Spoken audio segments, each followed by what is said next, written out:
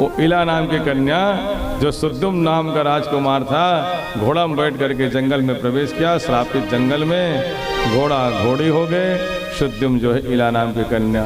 अति सुंदर कन्या देखी, चंद्रमा का बेटा बुद्ध। जैसे ही वो जंगल से बाहर निकली, बुद्ध कहते थे बहुत सुंदर है, मैं तो से विवाह करना चाहता। तो बुद्ध भी बहुत सुंदर है, चंद्रमा का बेटा है। बुद्ध के साथ विवाह कर लिया जी इला नाम की कन्या। उनका बेटा हुए पुरुरवा नाम का, और ये पुरुरवा का विवाह जो है उर्वशी नाम के अप्सरा के साथ। और इनका कितना बेटा हुआ? 6 बेटा हुआ। 6 बेटा में कौन कौन? आयु, श्रुतायु, हाँ, सत्यायु, रय, विजय और जय नाम का। कौन कौन बेटा हुआ? आयु, श्रुतायु, सत्यायु, रय, विजय और जय। 5वां नंबर का बेटा से कथा बताना प्रारंभ किया सुखदेव जी महाराज ने। विजय नाम का बेटा, उनका बेटा है भीम, भीम का बेटा कांचन, कांचन का बेटा होत्र, होत्र का बेटा जहन्नु, जहन्नु का बेटा पुरु, पुरु का बेटा बालाक, बालाक का बेटा अजक, अजक का बेटा हुए कुश, और कुश का बेटा हुए कुशाम्भु, और कुशाम्भु का बेटा हुए गाधी नाम का। महान धर्मात्मा राजा हुआ गाधी, चंद्रवंशी राजा है ये। हाँ, उनका बेटा नहीं हुआ, एक बेटी हुई सत्यवती नाम की, एक जन बेटी गाधी नाम के राजा थे। अति सुंदर, ये बड़े बड़े प्रतापी राजा हाँ प्रस्ताव लेके आते थे, राजन अपने बेटी के विवाह आप कर दीजिए। हाँ, मैं बड़ा प्रतापी राजा हूँ। लेकिन राजा गाधी जो है, बेटी सुंदर है तो और बढ़िया दामाद होना चाहिए, ऐसा विचार करके जहाँ तहाँ ढूंढते थे दूल्हा। एक दिन क्या हुआ कि एक महात्मा, ऋचिक नाम का महात्मा राजा गाधी के यहाँ आया राजमहल में।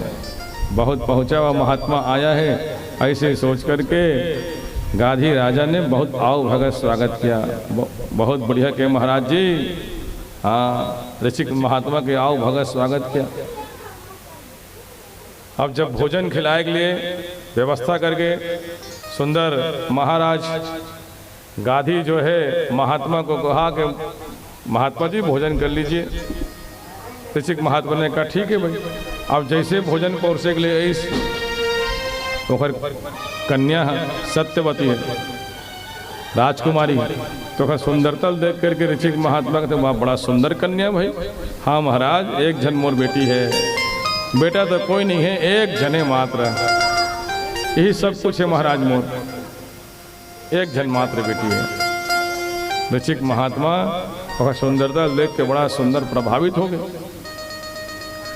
भोजन करने के बाद ऋचिक महात्मा राजा को बुला करके कहा, राजन एक काम करोगे क्या?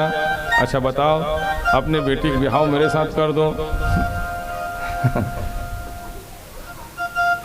राजा गाधी सुन करके अवाक रह गए, ये कहाँ महात्मा और कहाँ वो बेटी राजकुमारी, राजा की बेटी है, अब ये साधु महात्मा है, ये आश्रम में भला किसी नहीं रह पाई, बेटी है ऋचिक महात्मा के साथ।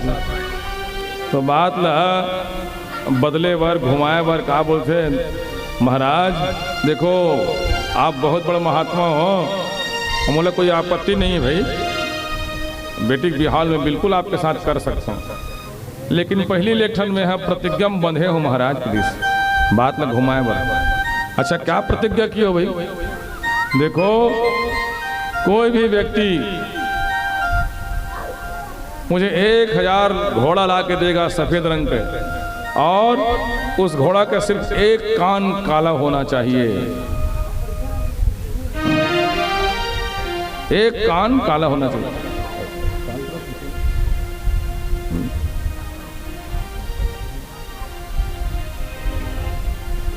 1000 सफेद घोड़ा और घोड़ा के एक कान काला होना चाहिए। बात ला बदले के लिए यहाँ घुमाए बर कहाँ ला सकिए महात्मा, ऐसे सोच करके बोली सो बात 1000 घोड़ा और एक कान काला होना चाहिए। ऋषिक महात्मा ने कहा अगर मैं ये काम कर लूँगा तो वाह बिल्कुल महाराज, बेटी बिहाल काबर नहीं कर दूंगी। ऋषिक महात्मा ध्यान लगा के देखा कि पृथ्वी लोक में घोड़ा है तो नहीं है, एक भी घोड़ा दिखाई नहीं दे रहा है, क्योंकि ऐसे बात बोला है कि महात्मा पूरा कर ही ना पाए। अरे मिल भी जाही तो 1-8 मिली, 1000 थोड़ी मिल जाही। आज भी खोजोगे तो नहीं मिलने वाला है। 1000 पूरा शरीर सफेद होना चाहिए घोड़ा का, और सिर्फ एक कान काला होना चाहिए, ऐसे कोई घोड़ा मिल ही। बात लग घुमाए के लिए बोले भी से कि नहीं ला सके, बिहाव नहीं हुई। महाराज नाराज भी नहीं हुई। अब ऐसा में कभी तो नहीं करो महाराज बिहाव ला, तो नाराज हुई थी। तो बात भी बन जाए सोच करके राजा ऐसे बोल दी। ऋषिक महात्मा देखा कि पृथ्वी लोक में नहीं है तो दूसरे लोक में होगा। ध्यान लगा के दूसरे लोक देखा तो क्या देखा कि वरुण लोक में है ये घोड़ा बहुत आयत मात्रा में। वहाँ तो सभी घोड़ा वैसने हैं कि सब सफ़ेद, अब एक कान काला। ऋषिक महात्मा अपने तपस्या बल से वरुण लोक से 1000 घोड़ा ला करके ऋषिक महात्मा के सामने रख दिया। देखो गिनती लगा लो, पूरा सफ़ेद है और एक कान काला है। राजा गाधी देखा, ओहो बड़ा आश्चर्यचकित बात है भाई। तो मैं तो इसने बोले रहा हूँ लेकिन करके दिखा दी से तो ना चाहते हुए बिहाव हो गया। सत्यवती राजकुमारी, अति सुंदर राजकुमारी महात्मा के साथ गृहस्थ जीवन में प्रवेश किए हुए कई वर्ष बीत गया, लेकिन संतान नहीं हुआ ऋषिक महात्मा और सत्यवती के। एक दिन ऋषिक महात्मा सत्यवती को पूछते, सत्यवती पुत्र इच्छा है? सत्यवती कहते स्वामी हर स्त्री की एक ही इच्छा होती है कि गृहस्थ जीवन में कुछ संतान आ जाए। तो चलो भाई यज्ञ करवाते हैं। यज्ञ करवाया और यज्ञ में एक खीर के प्रसाद बना हूँ, वो खीर के प्रसाद न देखावे अंत गर्भवती हो जाए। तो यज्ञ में सबला निमंत्रण देबुन तो नहीं देबुन महाराज के, सबला बुला लो निमंत्रण के। तो अपन पिताजी बताई से बात ला, राजा गाधी ला सत्यवती है कि पिताजी आपके दमान यज्ञ करवा थे और पुत्र प्राप्ति के लिए खीर के प्रसाद बना थे। तो सत्यवती के माँ जब वो यज्ञ में इस ना तो अपन बेटी बोलते, बेटी एक काम करबे का कि तो पिताजी दिन रात चिंता में रहे थे। एकलौती बेटी तेकर बिहाव है तो महात्मा साथ हो गए। अब राजगद्दी में कौन बैठी मोर बात, क्योंकि बेटा तो है नहीं। अब एक झंटे राजकुमारी रहते हैं तो महात्मा साथ बिहाव हो गए। तो भी चिंता में थे, मोर बात सिंहासन में कौन बैठी, मोर बात सिंहासन में कौन बैठी। तो एक काम करवाते इसका बेटी की वो दामान न बोलबिन की एक ठन के जगह हम 2 ठन बनाते खीर लग एक ठन मुँह खा लेते हैं तो मोह ऐसे औ संतान है मोरो जन बेटा हो जाती। तो कम से कम तोर पिताजी की चिंता है दूर हो जाती। काबर सिंहासन में बैठने वाला बेटा हो गया। सत्यवती जा करके अपन पतिदेव ऋषिक महात्मा कहते स्वामी एक ठन के जगह हम 2 ठन बनाते खीर लगे। 2 ठन लगे कैसे करबे? सत्यवती एक ठन माँ खाऊं कहा थे लेर भाई की ठीक है 2 ठन बना दो। एक ठन अपन सास भर, एक ठन अपन पत्नी भर। सुंदर यज्ञ हो, खीर बने बढ़िया प्रसाद मंत्र पढ़ करके यज्ञ नारायण भगवान में भोग लगा करके बढ़िया खीर 2 ठन कटोरी में। अच्छा एक काम करबे, देखो सत्यवती ये वाले ते खाबे हैं, जेवनी हाथ वाले दे तो देते खाबे की। अब तेरी हाथ वाले ना ते अपन माल खवाबे भाई। हाँ स्वामी की सत्यवती बड़े भोली भाली ना सरल स्वभाव के अपन माँ के पास जाकर थे, माँ ये जेवनी हाथ वाले मोला खाल की से और देरी हाथ के लते खा ले से की सु पति देव मोर। सत्यवती के माँ सोचते ऐसे काबर की सुई दामाद है, कोई भी खिरला खा लो, संतान तो दोनों में होना है। इला ते खाबे इला ओला खवाबे ऐसे वाला बात काबर आ गई। इला माल खवाबे इला ते खाबे, मतलब जरूर कुछ न कुछ बात है। कतको है ओकर पत्नी है तो ओला बने ढंग के मंत्र पढ़े हो ही, अमोल कमजोरा वाले पढ़े हो ही।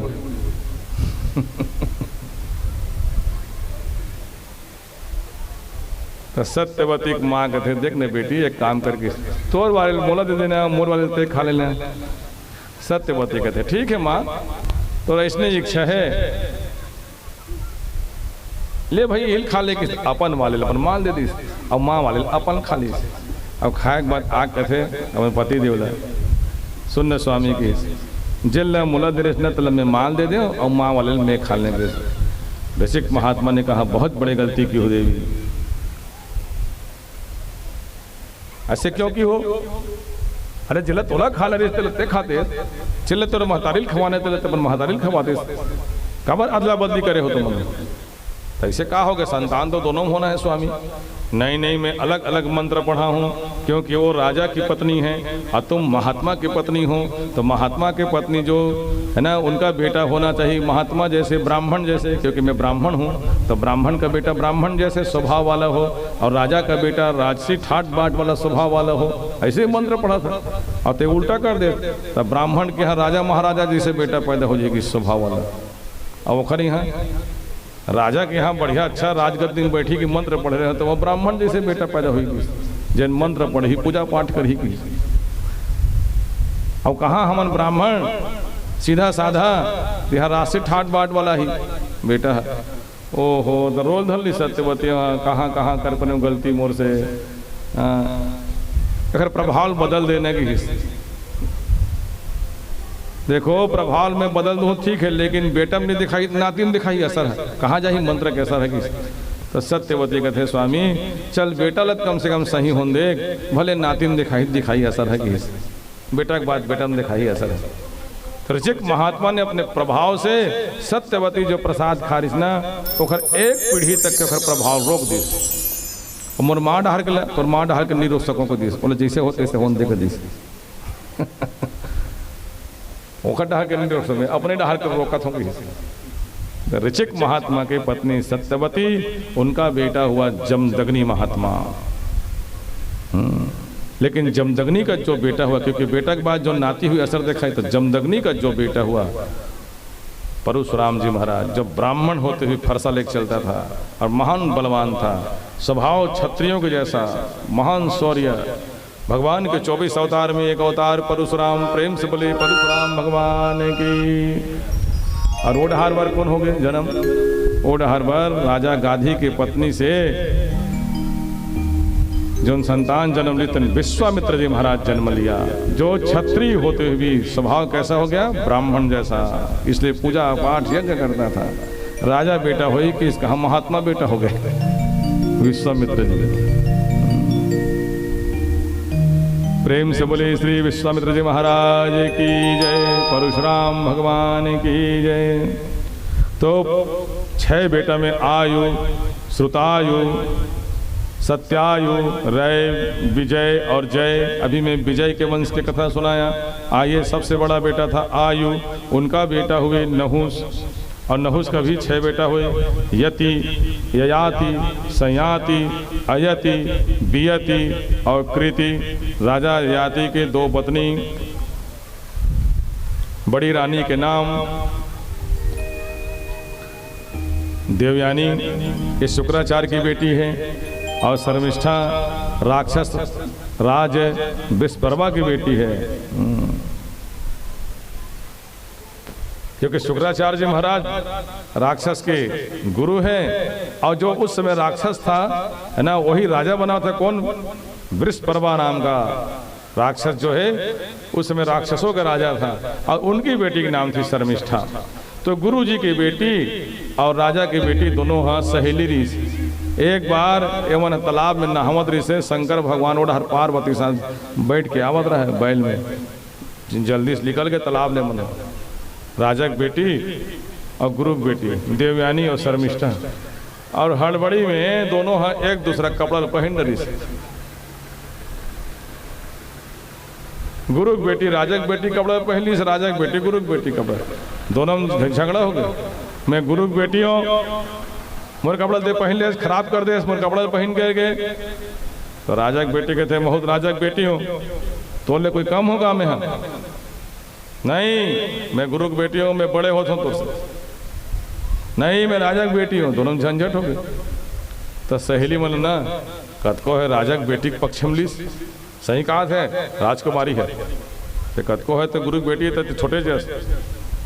अरे एक पिताजी मोर पिताजी पाँव पर थे अगर गुरु हरे मैं गुरु की बेटी कैसे बड़े नहीं हूँ, ऐसे को कहा। ओखर पक्ष हम कोई नहीं बोली, राजकुमारी पक्ष हम सब बोले। कहा राजा की बेटी के डरे राजकुमारी तो जतका जन रीत राजकुमारी पक्ष में राजकुमारी का करीस गुरु की बेटी देवयानी के कपड़ा ला और कपड़ा पहने हैं ऐसे की के और कपड़ा फाड़ दी और कपड़ा फाड़ के उन्हें निर्वस्त्र कर दी देवयानी ने। और अतका नहीं करी निर्वस्त्र करके का करी सोला एक ठन सुखा कुआं तबले गड्ढा कर दी देवयानी ने। शुक्राचार्य की बेटी देवयानी सुखा कुआं गिर गई और वो बेचारी बैठे। अब ये डहार अपन राजकुमारी है अपन सहेली मला लेकर के आ गए।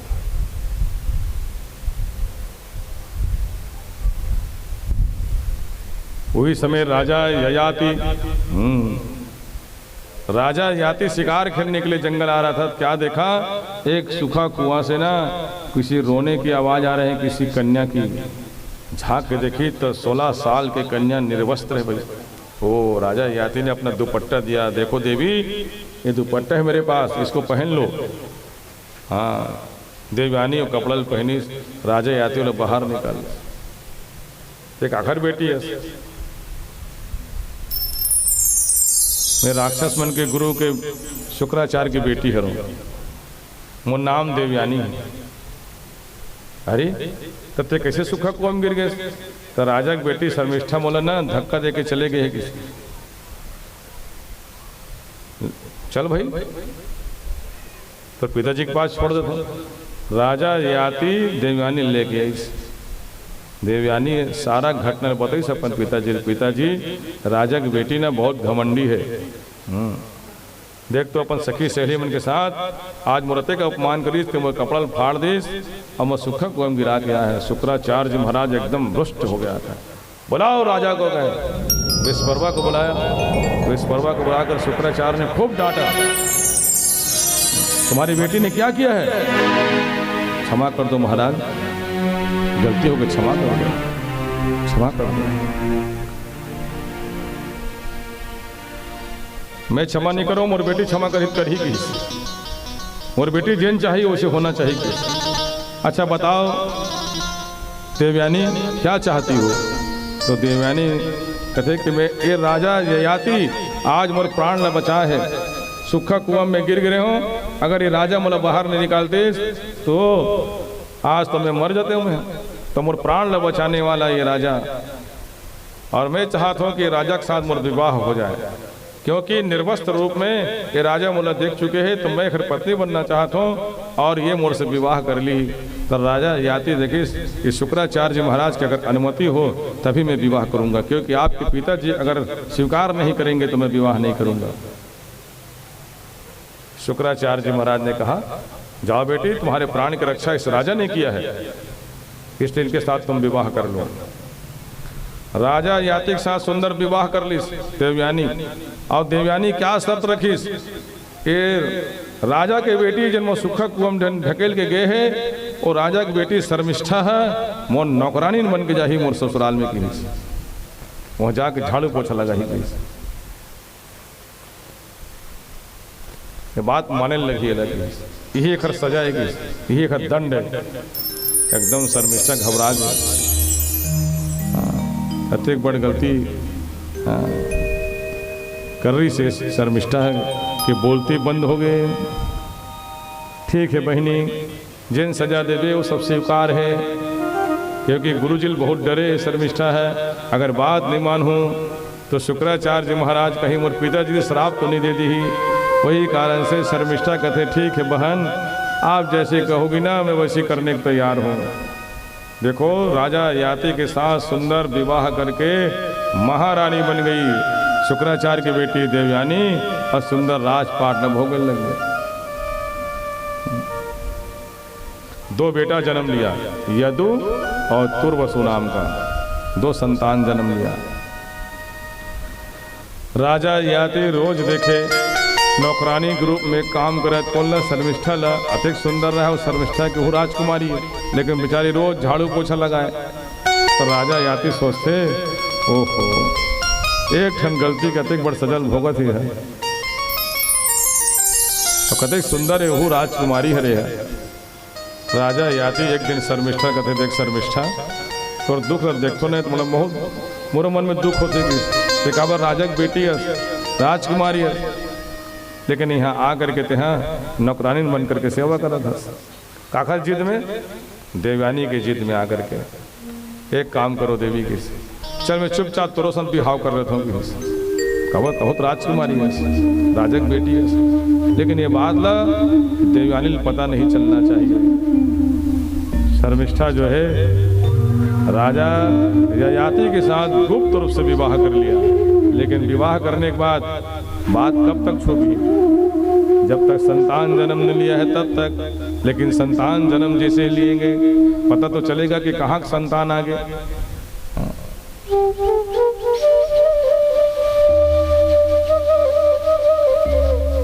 कुछ वर्ष बीता, 3 संतान जन्म लिया। कौन? शर्मिष्ठा, अनु, ध्रुव और पुरु नाम का 3 बालक जन्म लिया। जैसे बालक जन्म लिया तो देवयानी के थे घर विहाव नहीं हुए हैं, कहाँ संतान आगे कर? शर्मिष्ठा बुला पूछिस कस रे उल्टा तो मैं नौकरानी बना के लाया हूँ तो काखर साथ विहाव कर ड्रेस और कौन तेरे पति बता मोला की और संतान कैसे जन्म ले लिया? तो शर्मिष्ठा डरते हुए कहते देख बहन चेन तोर पति ना वो मोरो पति हरे के। राजा ययाति ने 2 विवाह किया है, बड़ी रानी के रूप में आप हो और छोटी रानी के रूप में मैं हूँ। ओहो एकदम आग बबला हो गए देवयानी है और पति देव मोर से छल करे है। मैं अपन पिताजी जाके बताऊँ। देवयानी अपन पिताजी के पास जाकर शुक्राचार्य जी महाराज ने कहते पिताजी आपके दामाद ने छल किया है आपकी बेटी के साथ, जिनको मैं नौकरानी बना के ले गया और उससे कन्या के साथ भी विवाह किया है, शर्मिष्ठा के साथ में। शुक्राचार्य जी महाराज ने राजा ययाति को बुलाया, जाओ बुला कर लाना, भेजे अपने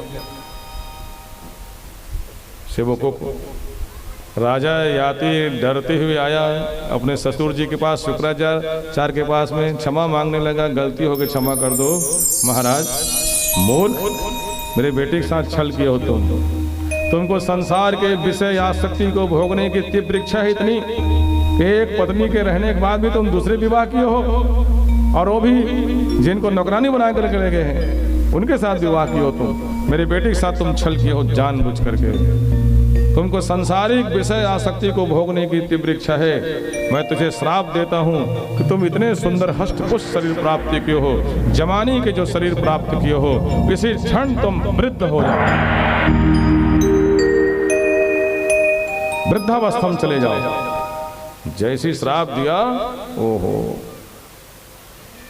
राजा ययाति इतना सुंदर हष्टपुष्ट राजा था, देखते ही देखते एकदम बुढ़ापा में चला गया, बाल सफेद हो गया, हाथ पांव कांपने लग गया, कमर झुक गया, छुरियां पड़ गए शरीर में, चलने फिरने में असमर्थ होने गया, पैर कांपने लगा। बुढ़ापा में ऐसे हो जाते हैं, कमर झुक जाते हैं, झुरियां पड़ जाते हैं, पैर लड़खड़ाने लगते हैं, सफेद पड़ गया बाल। राजा ययाति क्षमा मांगने लगा, क्षमा कर दो महाराज, इतना कठिन दंड मुझे मत दो, इतना कठोर दंड मुझे मत दो।